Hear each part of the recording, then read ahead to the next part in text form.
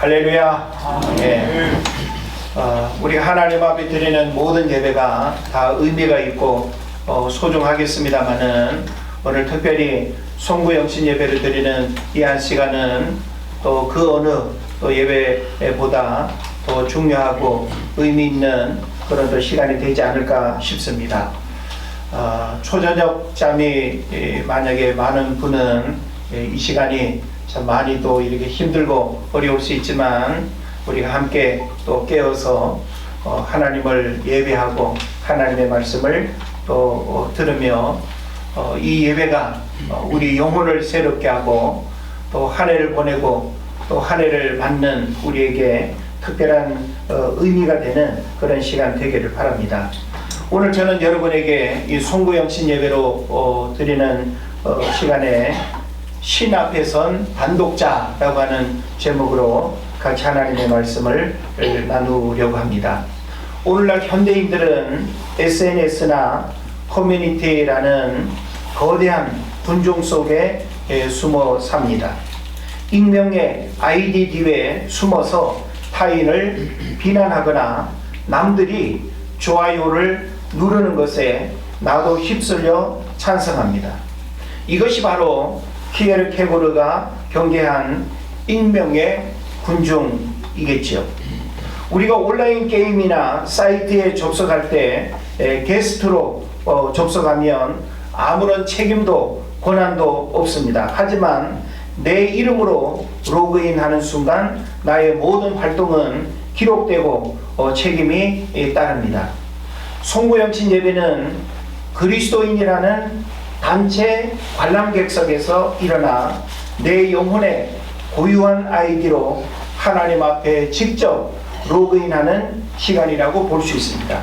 그래서 군중 속에 숨은 게스트가 아니라 하나님과 1대1로 대면하는 단독자로 로그인해야 되겠다라고 하는 것이죠. 그래서 어찌 보면 이 단독자라고 하는 말이 낯설 수 있겠습니다만은 오늘 여러분이 말씀을 들으면서 내가 이 단독자라고 하는 이 단어가 하나님 앞에서 어떤 의미가 있는가를 여러분이 깨닫게 되면서 우리가 하나님 앞에 선 그 단독자가 얼마나 소중한 의미가 있는지를 잘 깨달았으면 좋겠습니다.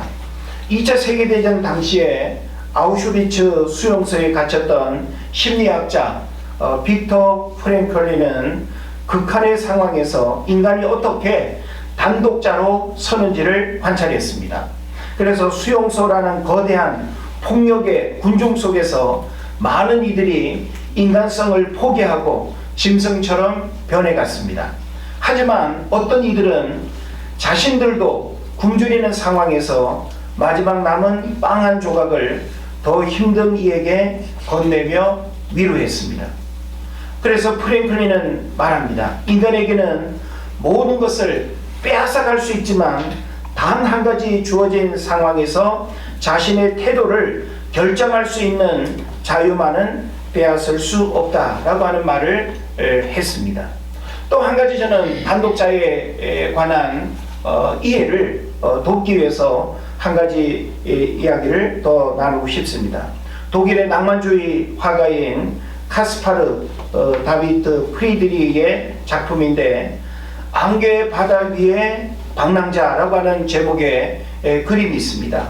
이 그림은 단독자를 시각적으로 가장 잘 표현한 그림으로 꼽힙니다. 그림 속의 남자는 거대한 안개와 험준한 바위산 앞에 홀로 서서 등을 돌린 채 앞을 응시합니다. 그의 곁에는 아무도 없습니다. 오직 그와 거대한 자연, 어쩌면 절대자라고 볼 수 있는 그 자연 앞에 대치하고 있는 것이죠. 그래서 2026년이라는 미래는 안개에 쌓여 보이지 않습니다. 우리는 가족이나 친구와 함께 그 산을 오르는 것 같지만 결정적인 절벽 앞에서는 결국 등을 돌리고 홀로 서야 하는 방랑자와 같은 것이죠. 그 고독한 순간에 안개를 뚫고 들려오는 하나님의 음성을 듣는 자가 바로 단독자가 되는 것입니다. 그리고 또 한 가지 이야기를 더 나누고 싶은데, 종교개혁자 마틴 루터가 보름스 회의에서 자신의 신념을 철회하라는 거대한 압박 앞에 섰을 때의 일입니다. 황제와 교황의 사절, 수많은 권력자라는 군중이 그를 죽이려고 위협했습니다. 혼자서는 도저히 감당할 수 없는 공포의 순간이었습니다. 그때 루터는 그 권력자들을 보지 않고 하나님을 대면하며 그 유명한 고백을 남깁니다. 내 양심은 하나님의 말씀에 사로잡혀 있습니다. 나는 아무것도 철회할 수 없습니다. 하나님, 제가 여기 서 있나이다. 저를 도우소서. 그래서 마틴 루터가 종교개혁을 하게 될 때 수많은 죽음의 위협과 그리고 현실적인 어떤 그 상황에서 그 거대한 권력을 당해내기가 쉽지 않았지만, 그는 하나님 앞에 서는 그 단독자로서의 용기와 믿음이 있었기 때문에 그 위대한 종교개혁의 일들을 이룰 수 있었던 것입니다. 루터는 교회의 전통이나 대중의 위협 속에 위협 뒤에 숨지 않았습니다. 그는 오직 하나님 말씀 앞에 선 단독자로 섰고 그 한 사람의 결단이 역사를 바꿨다는 이야기, 우리는 교회사를 통해서 충분히 알고 있는 것입니다. 저는 여러분들이 한 해가 저물어가는 이 연말에 과연 하나님 앞에 단독자의 모습으로 과연 서 있는가 라고 하는 사실을 이야기하고 싶습니다. 철학자 하이데거는 인간을 세상 속에 던져진 존재라고 그렇게 정의했습니다. 우리는 우리가 태어날 시대나 국가를 선택하지 않았고 부모를 선택하지 않았으며 이 험난한 세상 속에 그저 던져졌다라고 이렇게 볼 수 있습니다. 그러나 우리 그리스도인에게 이 던져짐은 버려짐의 무가치함이 아니라 바로 부르심의 시작이라는 거예요. 그래서 오늘 본문에서 모세는 인생의 유한함을 노래합니다. 뭐라고 노래하죠? 우리가 날아가나이다. 우리의 인생이 70이요 강건하면 80인데 우리가 살아온 그 삶의 날들은 날아가는 것처럼 한순간처럼 느껴지는 그런 짧은 시간이라고 고백을 합니다. 그래서 시간은 우리를 기다려주지 않습니다. 이 흘러가는 물리적 시간인 크로노스 속에서 우리는 늙어가고 소멸합니다. 하지만 하나님은 이 허무한 시간의 연속 속에 카이로스, 즉 하나님의 결정적 순간을 심어두셨습니다. 오늘 이 밤 우리가 군중 속에 숨지 않고 하나님 앞에 홀로 서야 하는 이유가 바로 여기에 있는 것입니다.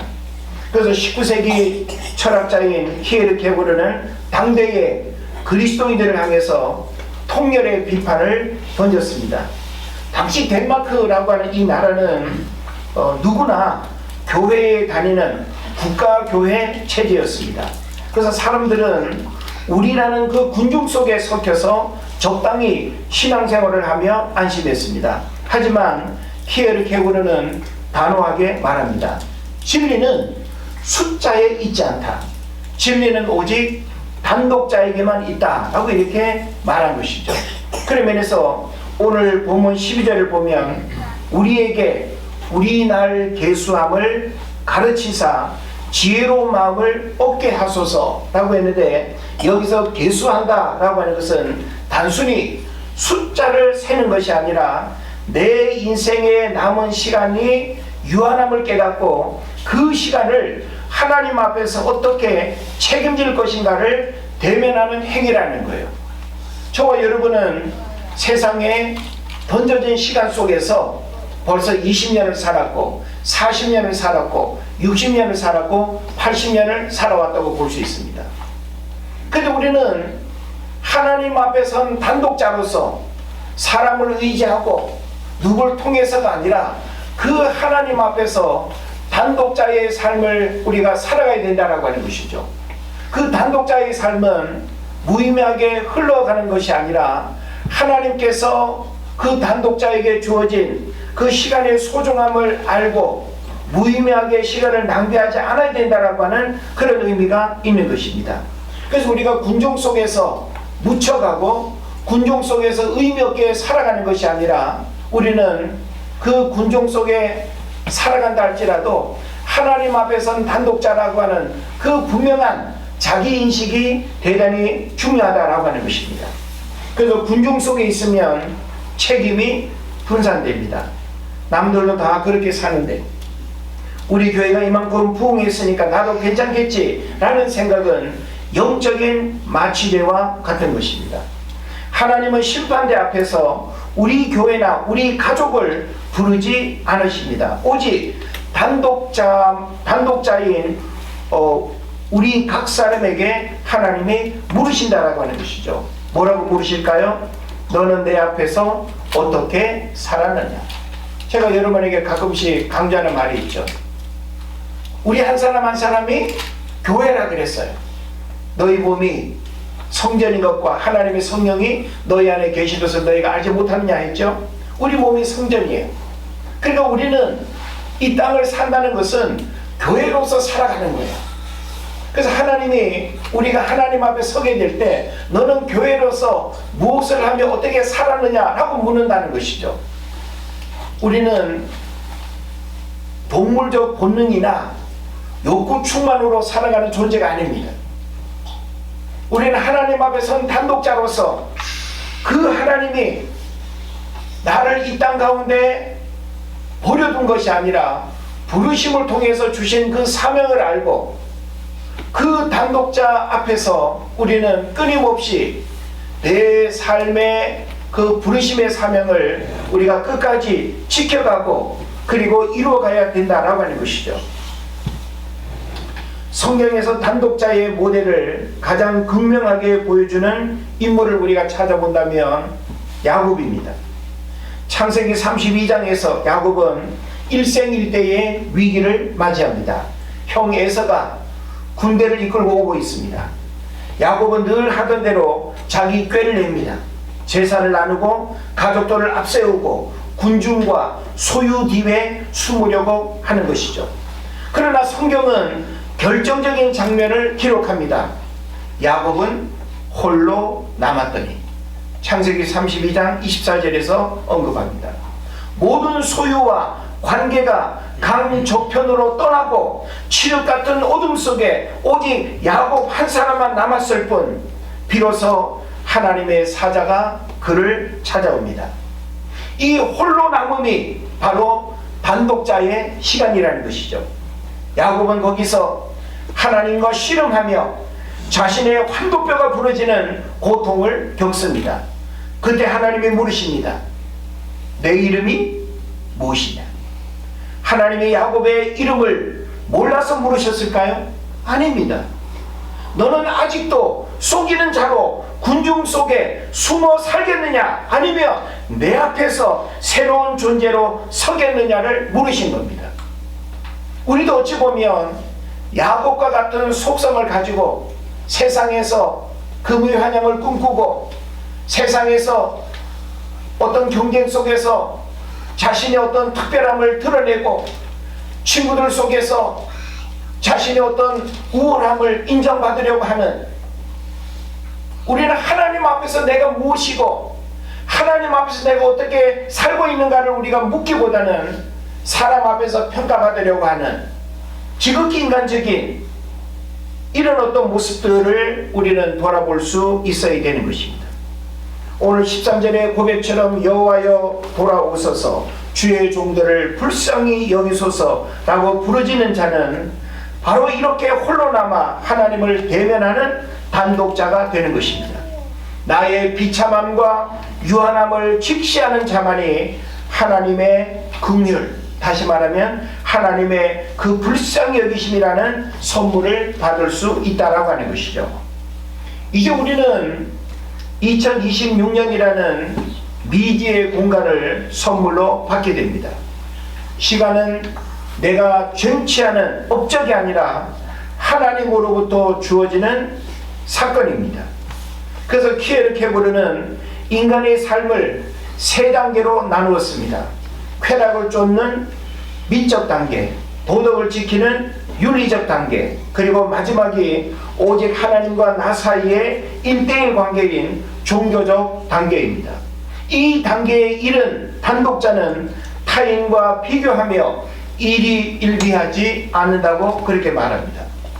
갈라디아서 6장 4절은 고면합니다. 우리에게 각각 자기의 일을 살피라. 그리하면 자랑할 것이 자기에게는 있어도 남에게는 있지 아니하리니. 이렇게 말씀하고 있죠. 새해에 여러분에게 주어질 삶의 무게, 즉 자기의 짐은 누구도 대신 지어줄 수 없습니다. 남들의 속도에 맞추려고 애쓰지 말아야 합니다. 하나님이 나에게만 주신 고유한 가치와 사명을 발견해야 됩니다. 그것이 바로 단독자가 누리는 지혜로운 마음이 될 수 있는 것입니다. 인생은 뒤를 돌아보아야 이해되지만 앞을 향해 살아가야만 하는 숙명을 가졌습니다. 2025년에 실패와 후회가 여러분을 붙잡고 있지 않습니까? 아니면 과거의 성공이 여러분을 안주하게 하고 있지는 않습니까? 이 시간 모든 군중의 소음을 우리는 잠재워야 됩니다. 그리고 야곱처럼 홀로 남아 있어야 합니다. 그리고 하나님 앞에 단독자로 설 수 있어야 합니다. 주님, 제 나를 계수할 지혜를 주십시오. 흘러가는 크로노스의 시간 속에서 영원한 카이로스를 붙잡게 하여 주십시오. 이게 우리가 하나님 앞에 이 마지막 시간에 기도하며 우리의 마음을 고백해야 될 그런 중요한 중심이 아니겠는가 싶습니다. 2026년은 여러분에게 그냥 오는 시간이 아닙니다. 여러분의 하나님의 부르심에 응답하며 채워갈 가치의 공간입니다. 하나님 앞에 홀로선 단독자로서 그분이 주시는 담대함으로 새해의 문을 우리가 열어야 될 것입니다. 그런 면에서 우리가 신 앞에 선 단독자라고 하는 이것은 대단히 중요한 신앙의 고백임에서 우리 자신의 영적인 정체성이라고 볼 수 있습니다. 이제 한 해를 보내고 또 한 해를 맞는 이 시간은 바로 그 단독자의 모습으로 하나님 앞에서 우리의 시간들을 점검하고 또 우리에게 다가올 그 미래의 날들을 우리가 바라보면서 그 하나님이 나에게 과연 원하시는 것이 무엇인지를 우리가 생각하고 그 부르심 앞에 설 수 있는, 그리고 주님이 나에게 주신 그 고유한 부르심의 사명을 끝까지 포기하지 않고 예배자로 하나님 앞에 살아가는 것, 이것은 대단히 중요한 단독자의 소임이 될 것입니다. 바라기는 송구영신 예배를 드리는 이 한 시간 여러분들이 일평생 육신의 삶을 살아갈 때 우리는 늘 하나님 앞에 선 단독자라고 하는 이 사실을 깨닫고 세상이나 유행이나 또 현실에 안주하거나 또 세상 일들에 마음 뺏기지 말고 그 하나님 앞에서 올곧은 우리의 신앙 고백, 그리고 그 주님이 원하시는 삶의 일들을 신실하게 지켜나가는 여러분 되시기를 주의 이름으로 축원을 드립니다. 기도하겠습니다.